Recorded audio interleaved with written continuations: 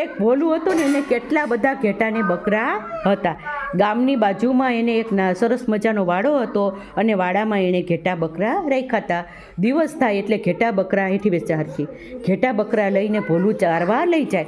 નદીના કિનારે ઘણું બધું લીલુંછમ ઘાસ હતું. હવે ઘાસમાં ઘેટા બકરા ચરે, સાંજ પડે એટલે પછી આવતો રહે. હવે ભોલું હતો ને ભોલુંને છે ને મજાક કરવાની, ખોટું બોલવાની કહેવું. જો કોઈ દિવસ કોઈએ ખોટું બોલાય નહીં. હવે ભોલુંને કેવી ટેવ હતી?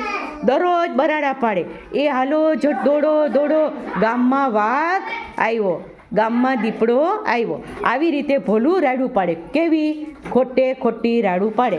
ગામમાં દીપડો આવ્યો, દોડો દોડો, અને મારા બકરાને ઘેટાને દીપડો ખાઈ જાય. એવી ખોટી રાડું પડે. હવે એની રાડું સાંભળી અને ગામવાળા બધા દોડી દોડીને આવે. બધાય દોડી દોડીને આવે. એ કે ક્યાં ભોલું, ક્યાં છે દીપડો, ક્યાં છે? તો કે હું તો ખોટે કહેતો હતો. તો ગામવાળા કે આવું કરાય, આવી મજાક કરાય?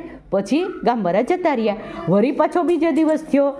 નદીના કિનારે ઘેટા બકરા બધું ચરતું હતું અને ભોલું પાછો ઝાડવા ઉપર ચડ્યો અને પાછો બોલવા બેઠો.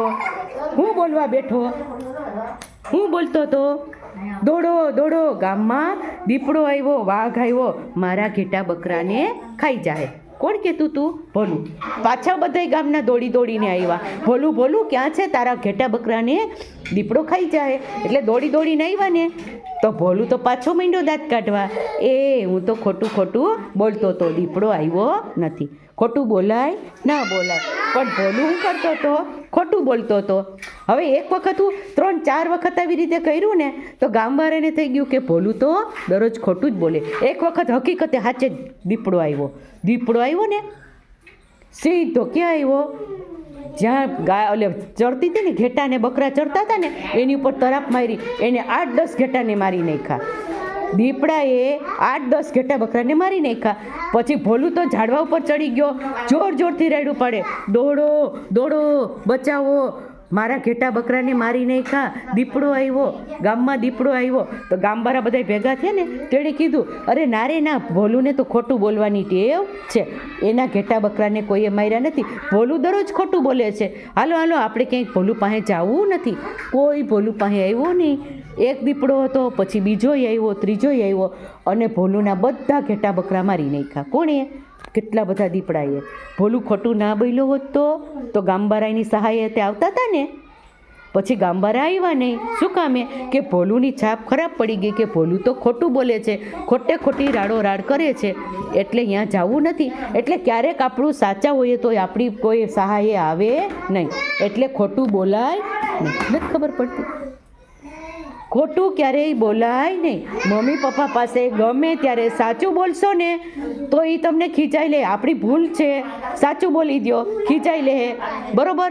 પણ ક્યારેય ઓલું નહીં કરે. પણ મમ્મી પપ્પાથી ક્યારેય કોઈ વસ્તુ છુપાવવાની નહીં અને ક્યારેય ખોટું બોલવાનું નહીં.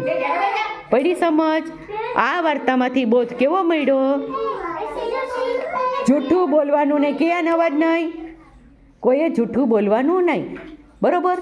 ભોલું કોને ચારવા જતો હતો? એની પાસે ઘેટા બકરા હતા, એને ચારવા જતો હતો. પછી ભોલું કેવી રાડોરાડ પાડતો હતો? દીપડો આવ્યો. ભોલુની સહાયે કોણ આવતું હતું? માણસો આવતા હતા, ગામના લોકો આવતા હતા. એ ઝાડવા ઉપર ચડીને રાડું પાડતો હતો, એટલે બધા એની સહાયે આવતા હતા. પછી શું થતું હતું? દીપડો આવ્યો તો હકીકતે નહોતો આવ્યો. ભોલું ખોટું બોલતો હતો. એકવાર ખોટું બોલ્યો, બીજે દિવસે ખોટું બોલ્યો, દરરોજ ભોલું ખોટું બોલતો હતો. પછી એક વખત હકીકતે સાચકમાં દીપડો આવ્યો તો પડી ખબર. આ વાર્તા ઉપરથી આપણે ખોટું નહીં બોલવાનું, સાચું બોલવાનું.